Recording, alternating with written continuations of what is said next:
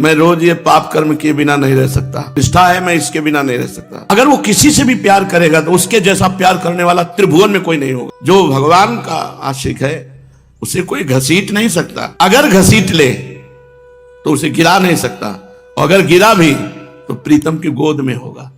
अब उसका पतन नहीं हो सकता, पतन नहीं हो सकता। इसलिए जो नाम जप कर रहा है वो हर समय भगवान के सानिध्य में है। हम बोल रहे राधा राधा, तो राधा किशोरी हमारे जिह्वा में राधा नाम रूप में विराजमान। नाम के अंदर भगवान, और भगवान के अंदर सब ज्ञान ऐश्वर्य माधुर्य प्रेम सब कुछ समाया हुआ है। अर्थात नाम जपने वाले को समस्त ज्ञान ऐश्वर्य माधुर्य लीला सब कुछ प्राप्त हो जाएगा। बस तुम नाम जपते रहो। नाम, संसार का चिंतन छूट जाए और भगवत चिंतन हो, यही सब साधनों का फल है। जो जितना अधिक नाम जप करेगा उतना ही अधिक उसे आनंद की अनुभूति होगी। पहले पाप नष्ट हो जाए। बिना भगवान शंकर की कृपा के हरि नाम में प्रीति नहीं होती, हरि चरणों में प्रीति नहीं होती। अगर किसी की हरि चरणों में प्रीति है तो देवादिदेव महाशंकर ने की आराधना हुई है। पीछे बड़े बड़े महापुरुषों के जीवन चरित्र में पाया गया कि वो शिव आराधन में तत्पर रहे। पूज्य राधा बाबा, नरसिंह मेहता जी, बड़े बड़े महापुरुषों को भगवान शंकर की कृपा से, हरि भक्ति की कृपा से धाम नाम में प्रेम, राधा नाम में प्रेम, राधा धाम में प्रेम विशेष फलदायी नहीं रह गए।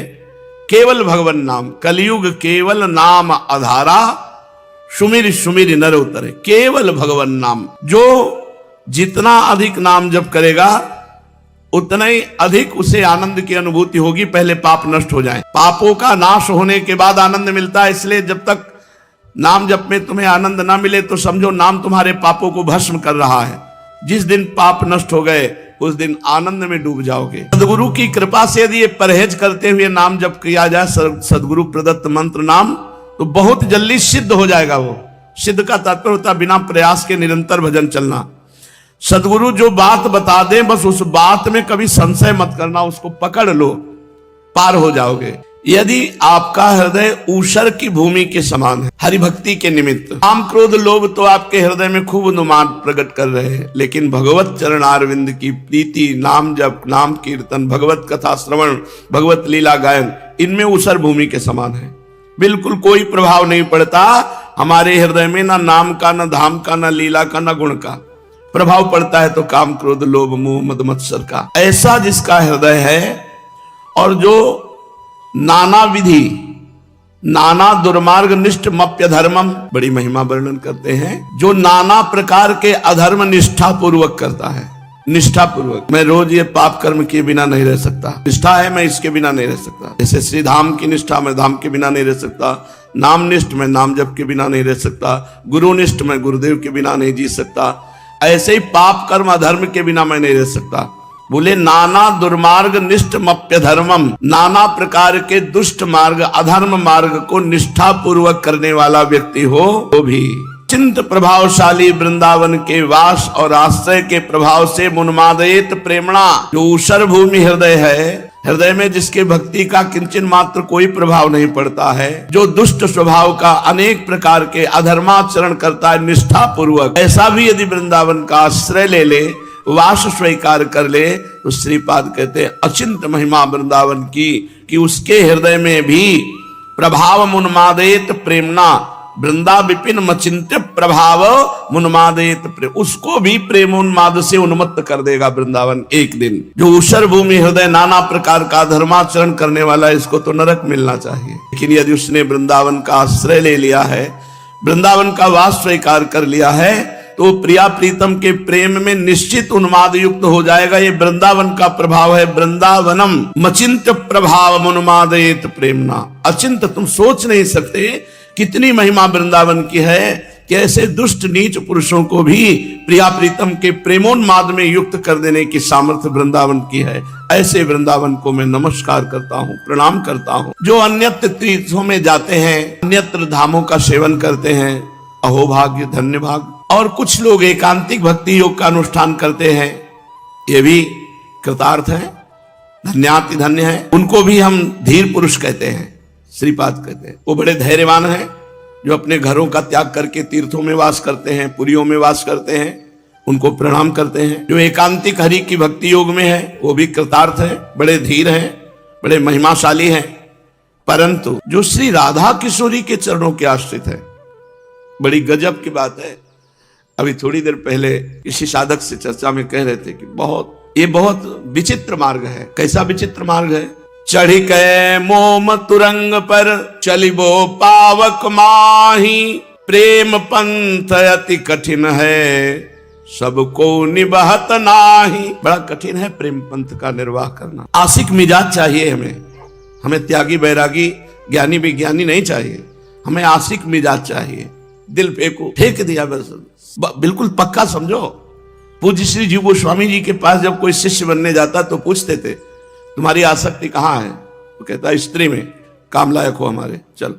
तुम्हारी आसक्ति कहाँ? पुत्र में। एक आया 1 लाख स्वर्ण मुद्राएं अर्पित की और कहा मुझे शिष्य बना लो। कहा तुम्हारी आसक्ति कहाँ है? बोले कहीं नहीं। तो बोले काशी जाओ, उठाओ रुपया। यहाँ वृंदावन में तो हमें आशिक मिजाज चाहिए। अगर राग ध्वनि सुनकर मोहा नहीं, रूप देख करके नहीं मोहा, कहीं प्रियता नहीं है, तो हमारे काम का आदमी नहीं है। हमारे काम का आशिक मिजाज आदमी चाहिए। पक्का समझो, दिल फेंको। हाँ झोंक दिया, अब जो होगा सो देखा जाएगा। ऐसा प्रेमी विचारवान नहीं होता। विचारवान कभी प्रेमी नहीं होता। प्रेम में विचार, शर्त, सौदेबाजी, अनुकूलता ये सब नहीं होती, ये नहीं होती। प्रेम एकाकी, अपनी तरफ से प्यारे को। और इसमें जो खास बात है कि जब हम प्रियालाल के प्रेम मार्ग में चलते हैं तो बिल्कुल उतना ही पावर से संसारिक राग बढ़ता है। चढ़ के मोम तुरंग पे चलिबो पावक, मोम के घोड़े पे बैठ के तो पिघल नहीं जाएगा आग में, लेकिन आपको निकलना है। चढ़ के मोम तुरंग पे चलिबो पावक माही, प्रेम पंथ अति कठिन है सबको निभात नहीं। जैसे घर बार परिवार संसार राग शरीर राग सब त्याग करके वो प्रियालाल के प्रेम में चला। अब अगर उसे प्रेम होगा तो वैसे ही प्रेम होगा जैसे प्रियालाल से, पक्का। वो जी नहीं सकता उसके बिना। चक्रवर्ती सम्राट पद त्यागा, राजा का वैभव कितना होता है। भरत जी महाराज ऋषभदेव भगवान के पुत्र है, अपनी सुंदर रानियां त्यागी, अपने पुत्र त्यागे, सब सुख त्यागा, गंडकी नदी के किनारे एकांत में भगवान का वो चिंतन कर रहे हैं जो अत्यंत दुर्लभ है। भागवत में पढ़ के देख लो, उनको ये भी शुद्धि नहीं रहती कि अगला पूजन में क्या करना है।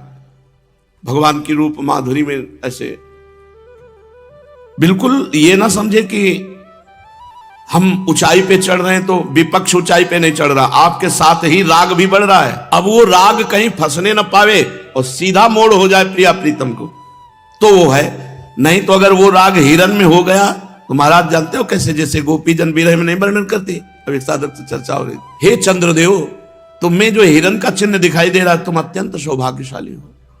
हे पृथ्वी तुम्हें जो मेरे मृग शावक के चरण चिन्ह बने हैं, तुम अपने हृदय में उन चरण चिन्हों को धारण करने के कारण बड़ी सौभाग्य। भूल गए जैसा भगवान में प्रेम वैसे हिरन में प्रेम हो गया और भगवान का प्रेम ढक गया। एक बार भी रामकृष्ण हरि नारायण कुछ नहीं, वही हिरन वही हिरन। अंततो गत्वा हिरन का शरीर प्राप्त हुआ।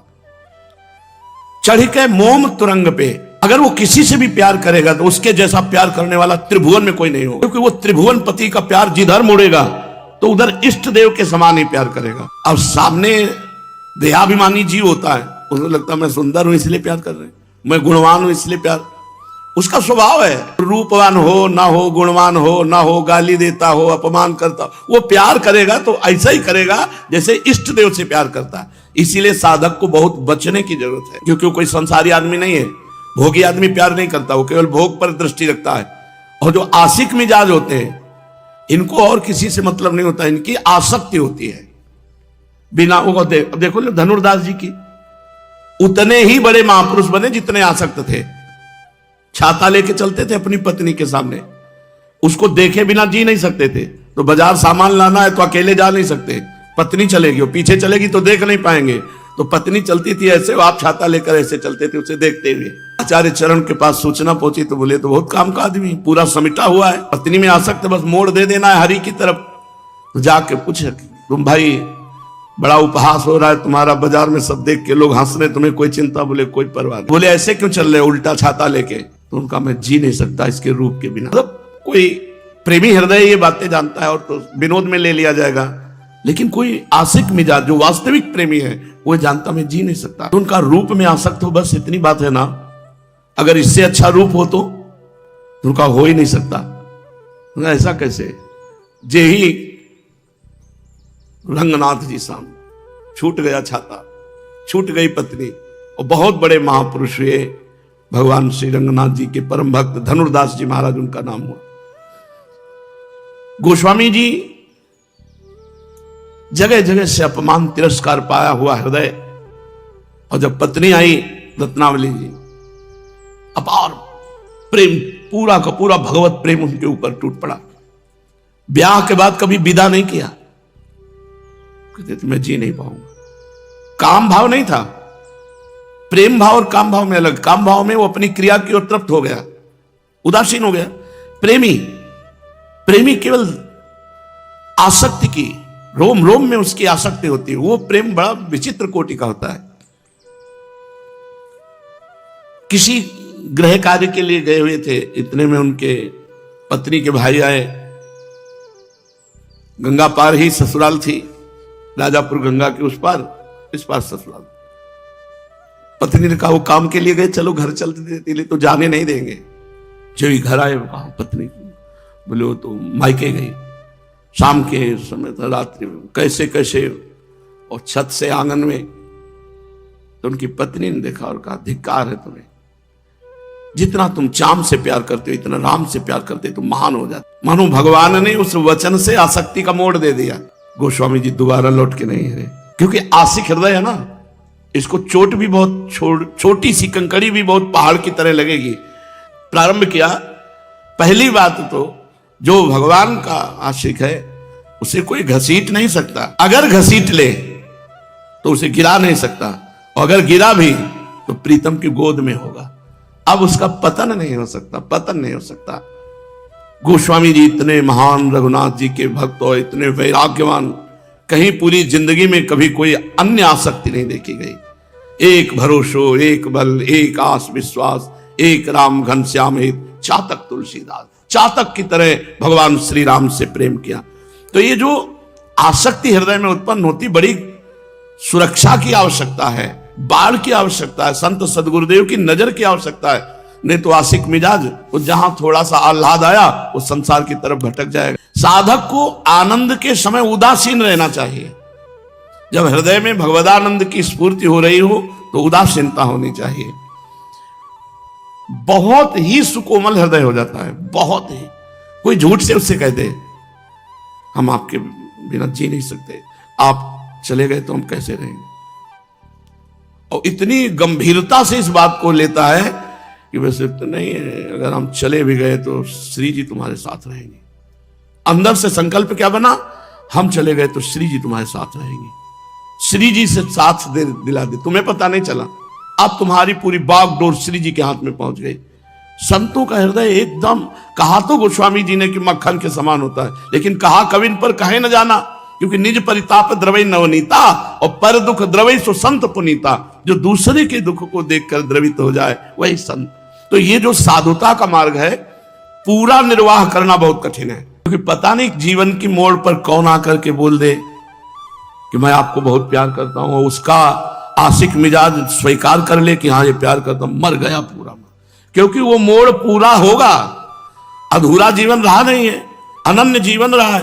तो अगर वो एक प्यार करेगा तो पूरा राम जी की तरह अनन्य होके करेगा, जैसे हिरन में भरत जी ने किया, पुरंजन ने पुरंजनी से किया, पूरा मतलब अष्ट प्रहर सेवा पूरी। कोई समझ नहीं सकता, नहीं समझ सकता, नहीं समझ सकता। हो सकता है तुम्हें देख के लगे कि बहुत नीच इंसान है, इस रूप में इतना गिरा हुआ। वो गिरा हुआ नहीं है, वो इतना आसक्त चित्त है कि उसकी महानता को तुम जान ही नहीं सकते। एक संत का रिक्शा में बैठा पति पत्नी जा रहे थे, पत्नी की तरफ उसकी, और पीछे रिक्शा के लगे। पति धार्मिक प्रवृत्ति का था, वो बिल्कुल ऐसे जैसे बछड़ा गाय के पीछे लगा हो। रिक्शा रुको है, क्या बात है, आप पीछे क्यों दौड़ रहे? तो कुछ नहीं, आप जाइए। बोले आप हमारी पत्नी को देख रहे हैं ना? बोले बस इस रूप ने ऐसा मुझे घसीटा कि बस मुझे यही लग रहा है मैं हर समय देखता रहूं, हर समय देखता रहूं। पीछे पीछे उसके घर तक रिक्शा, रूपा शक्ति, बड़ा बावरापन चढ़ता है प्रेम में। और इस प्रेम को आर पार प्रियाजू तक पहुंचा देना केवल गुरुदेव के शासन में दम है, अन्यथा नहीं नहीं, वो कहीं भी फंस जाएगा। ऐसी जगह फंस सकता है तुम सोचोगे कि ऐसा कैसे हो सकता है। ऐसा हो सकता है क्योंकि उसके पास बहुत बड़ा धन है आसक्ति का, और वो जिधर मुड़ेगा हाहाकार मचा देगा। तो इसीलिए कहा चढ़ के मोम तुरंग पे चलिबो पावक माही, प्रेम पंथ अति कठिन है, सबको निबहत आर पार केवल प्रियाजू तक ही प्रेम पहुंचना चाहिए। बीच में कहीं भी किसी वस्तु व्यक्ति स्थान का स्पर्श ना होना चाहिए। तो कह रहे भक्त्यैक यान्यत्र कृतार्थ मानिनो, कोई तीर्थों की भक्ति, पुरियों की भक्ति, धामों की भक्ति कर रहे हैं, बड़े धीरवान महापुरुष हैं, प्रणाम है। घर परिवार छोड़ करके तीर्थ पुरियों में वास करना। धीरास तदेन तन्न वयम विदामः, कोई हरि की एकांत भक्ति कर रहा है, मैं उनको भी प्रणाम करता हूं, विवेचना नहीं कर सकता क्योंकि बहुत धैर्य की बात है एकांतिक भक्ति योग के द्वारा भगवान की आराधना करना। परंतु सब बात पीछे हो गई परंतु लगते ही, परंतु श्री राधिका माधव वल्लभम न, जिसके जीवन में राधा माधव वल्लभ नहीं बने, वल्लभ माने तो सबसे प्यारे, जिसके जीवन में सबसे प्यारे राधा माधव नहीं बने, सब करो बढ़िया है, मोक्ष मिलेगा, धाम मिलेगा, परम लाभ मिलेगा सब। लेकिन मेरे को श्रीपाद कह रहे हैं, मेरे को रुचिता क्या है, परंतु वृंदावन में संश्रया श्री राधिका माधव वल्लभम, वृंदावन की नवीन कुंजों में गलवहियां दिए हुए नव किशोरी नव किशोर जो वन विहार कर रहे हैं, इनमें जो आसक्त चित्त हैं, ये मेरे काम के हैं, इनका मैं संग करूंगा, इनकी चरण रज माथे पे लगाऊंगा, इनकी बात सुन, और सबको प्रणाम है, मुझे क्या, मुझे कोई लेना देना नहीं और किसी से। श्रीधाम वृंदावन ऊषर हृदय में भी दुष्ट आचरण करने वाले को भी, अधर्माचरण करने वाले को भी महाप्रेम में निमग्न कर देता है। महाप्रेम का स्वरूप क्या है, सर्वस्व से मन हटाकर एकमात्र प्रियालाल में लगा लेना। सर्वत्र से मन हट जाए और एकमात्र श्यामा श्याम में लगे, ये महाप्रेम। इसी से चरम अवस्था की उन्मादकारी महामाधुर्य रस की उपस्थिति उसके हृदय में पाई जाती है।